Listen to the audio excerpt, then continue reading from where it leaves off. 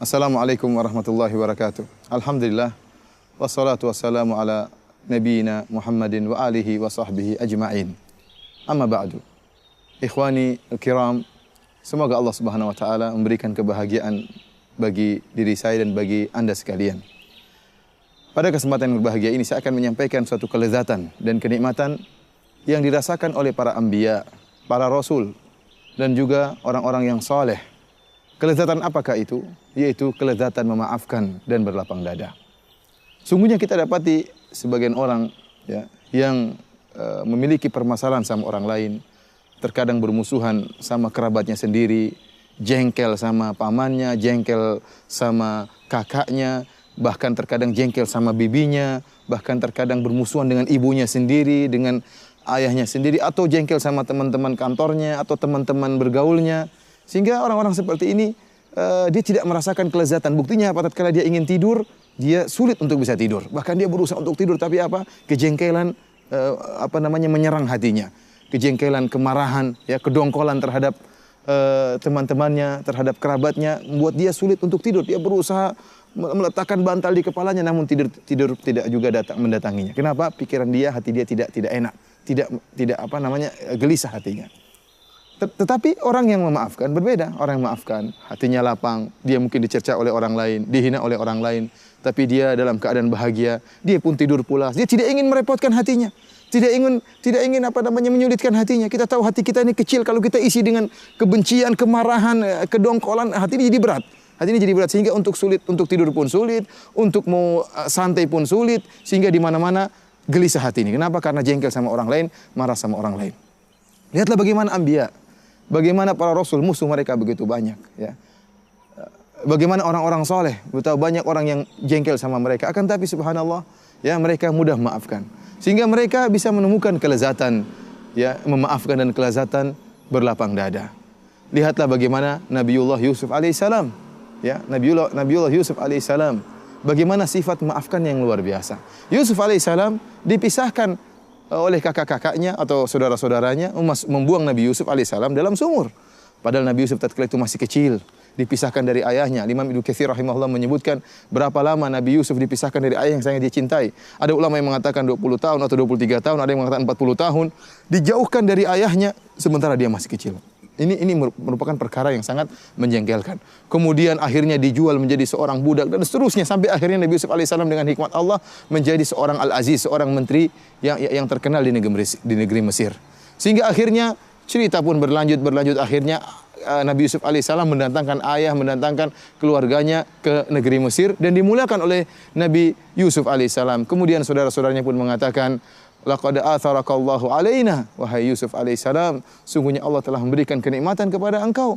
Namun Nabi Yusuf alaihissalam sama sekali tidak marah kepada saudara-saudaranya. Bahkan dia mengatakan, la tathriba alaikumul yaum yaghfirullahu lakum. Subhanallah, lihat perkataan Nabi Yusuf alaihissalam. Tidak ada celaan bagi kalian wahai saudara-saudaraku. Yaghfirullahu lakum, semoga Allah mengampuni dosa-dosa kalian. Bukan hanya memaafkan, bahkan Nabi Yusuf alaihissalam mendoakan saudara-saudaranya agar diampuni oleh Allah Subhanahu wa taala. Padahal telah dipisahkan dari ayahnya, ya, dengan waktu yang begitu lama. Namun kelapangan hati Nabi Yusuf alaihissalam dan Nabi Yusuf merasakan kelezatan memaafkan dan kelezatan berlapang dada. Lihatlah juga Nabi Muhammad sallallahu alaihi wasallam. Bayangkan bagaimana jengkelnya orang-orang kafir Quraisy terhadap Nabi Muhammad sallallahu alaihi wasallam. Dan lihat kezaliman yang telah mereka lakukan kepada Nabi Muhammad sallallahu alaihi wasallam. Dikeluarkan dari kampungnya, dari kota Mekah, ya. Dikeluarkan, harus meninggalkan sanak keluarga, harus meninggalkan tanah kelahirannya. Tanah kelahiran yang sangat dicintai oleh Nabi sallallahu alaihi wasallam. Kemudian dilarang untuk bisa berumrah, dilarang untuk berhaji, ya. Rasulullah sallallahu alaihi wasallam diusir, akhirnya harus berhijrah ke kota Madinah. Kemudian 8 tahun berikutnya Rasulullah SAW kembali, atau berapa tahun berikutnya Rasulullah SAW kembali menyerang orang-orang Mekah dari Madinah, kemudian datang ke Mekah untuk menaklukkan kembali tanah kelahirannya, kota Mekah. Dan tatkala itu orang-orang kafir musyrikin Quraisy pun merasa takut kepada Nabi sallallahu alaihi wasallam. Sebagian menyangka bahwasanya Nabi akan melampiaskan dendamnya dan akan bunuh mereka. Tetapi kemudian Rasulullah SAW bertanya kepada mereka, "Apa yang kalian sangka akan aku lakukan kepada kalian?" Maka orang-orang kafir Quraisy mengatakan, akhun karim, ibnu akhin karim, engkau adalah seorang yang mulia, anaknya seorang yang mulia. Mereka puji Nabi sallallahu alaihi wasallam.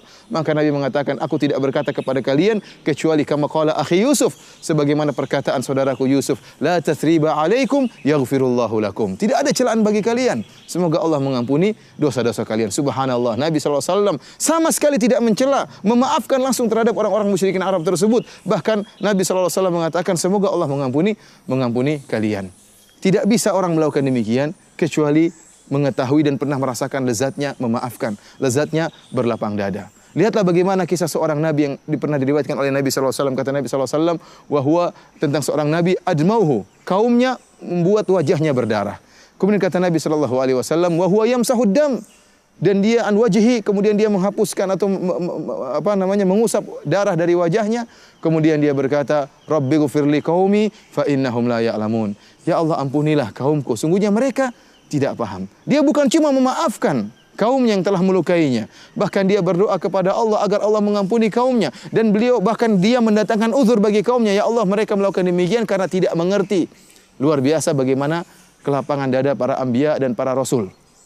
Oleh karenanya, ikhwani fillah azanillahu wa iyyakum, Allah Subhanahu wa taala telah memerintahkan kita untuk menghilangkan rasa dongkol, rasa hasad, rasa dengki dari hati kita terhadap sama kaum muslimin. Kata Allah Subhanahu wa taala, walladzina ja'u min ba'dihim yaquluna rabbana ighfir lana wa li ikhwanina alladhina sabaquna bil iman wa la taj'al fi qulubina ghillan lil ladzina amanu rabbana innaka raufur rahim. Dan orang-orang yang datang setelah kaum Muhajirin dan kaum Ansar, mereka berdoa, ya Allah, ya ampunilah kami dan ampunilah orang-orang sebelum kami, orang-orang yang beriman sebelum kami. Subhanallah, mendoakan dirinya, mendoakan orang yang beriman yang lain. Wala taj'al fi qulubina ghillan lil ladzina amanu. Dan Allah, janganlah kau jadikan dalam hati kami ghil, dengki, hasad, kejengkelan terhadap orang-orang mukmin yang lain. Sungguhnya Engkau Maha Pengasih lagi Maha Penyayang. Ini doa yang diperintahkan oleh Allah agar kita berdoa dengan doa tersebut, sifat yang sangat mulia. Oleh karena kita lihat bagaimana penghuni surga, Allah akan bersihkan hati-hati mereka.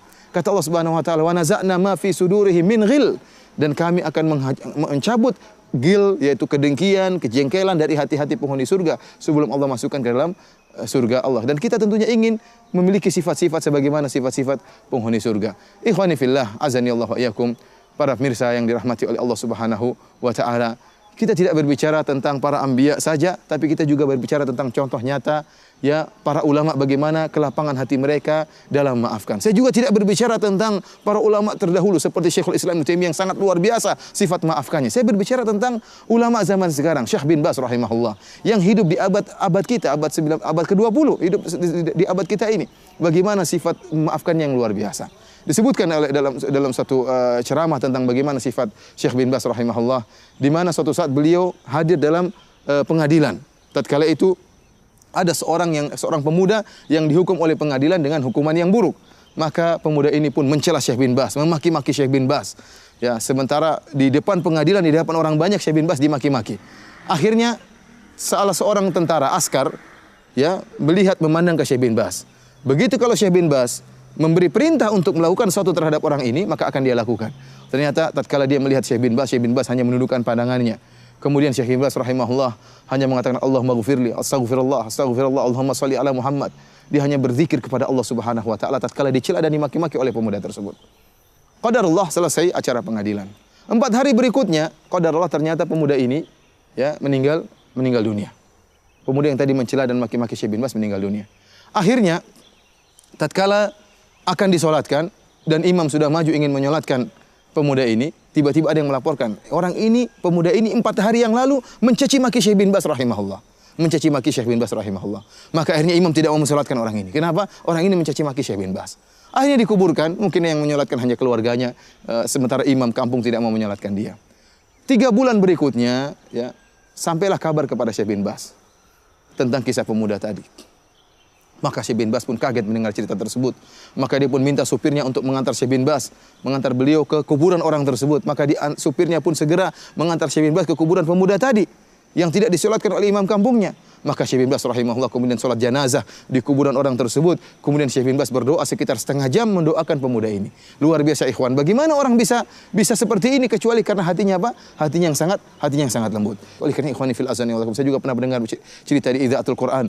Tatkala suatu saat Syekh bin Baz kemudian sedang mengisi pengajian, tiba-tiba ada orang yang mengirim pertanyaan, Syekh bin Baz, saya mohon maaf karena saya pernah mencela engkau demikian. Mohon maafkan saya Syekh bin Baz. Maka Syekh bin Baz mengatakan, ya bunayya, ya ibni, wahai anakku, wahai putraku, saya telah maafkan engkau. Dan juga saya telah maafkan orang-orang yang sebelum engkau mencelaku. Dan saya juga akan maafkan orang-orang yang setelah engkau akan mencelaku. Luar biasa, akhirnya membuat orang-orang para hadirin pun menangis mendengar jawaban Syekh bin Baz rahimahullahu ta'ala. Tidak mungkin seorang ya bisa memiliki kebersihan hati, kemudian memaafkan saudaranya, kecuali orang yang memiliki iman yang tinggi kepada Allah subhanahu wa ta'ala. Yang mengetahui bahwasanya di balik pengampunan dan memaafkan pahala yang besar dari Allah subhanahu wa ta'ala. Bukankah Allah subhanahu wa ta'ala telah berfirman, falyafu wal yasfahu, ala tuhibbuna ayaghfirallahu lakum. Hendaknya mereka berlapang dada dan memaafkan. Apakah kalian ingin dimaafkan oleh Allah Subhanahu wa taala? Jika kalian memaafkan saudara kalian, maka kalian akan diampuni oleh Allah Subhanahu wa taala. Ikhwanil kiram, ya, ikhwatil kiram, para pemirsa yang dirahmati oleh Allah Subhanahu wa taala. Kau ingin bahagia? Anda ingin bahagia? Maka maafkanlah saudara-saudara Anda. Maafkanlah kakak Anda, maafkanlah ibu Anda kalau bersalah sama Anda. Maafkanlah istri Anda, maafkanlah guru Anda, maafkanlah teman Anda, ya. Anda akan merasakan ketenangan, tidur pulas, santai.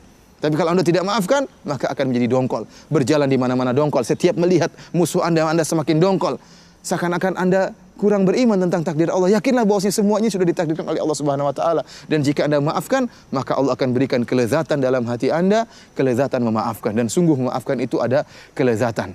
Dan begitu indah jika seorang punya masalah dengan orang lain dan orang tersebut menzalimi dia, kemudian dia bangun di malam hari, salat malam, kemudian berdoa, ya Allah ampunilah si fulan, ya Allah telah menzalimiku, maafkanlah dirinya.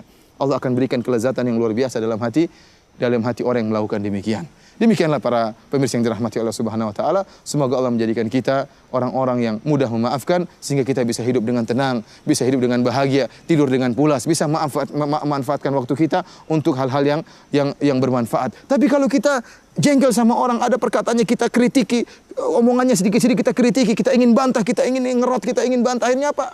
Pusing dada kita ini, jantung kita ini apa? Sempit, dada kita sempit, dan ternyata kita tidak bisa melampiaskan kemarahan kita. Orang tersebut yang kita marahin terkadang santai-santai saja, tidak ada musibah yang menimpanya. Oleh karenanya tatkala kita maafkan, maka kebahagiaan yang akan kita rasakan. Wallahu ta'ala alam bisawab. Semoga Allah menjadikan kita orang-orang yang berbahagia. Assalamualaikum warahmatullahi wabarakatuh.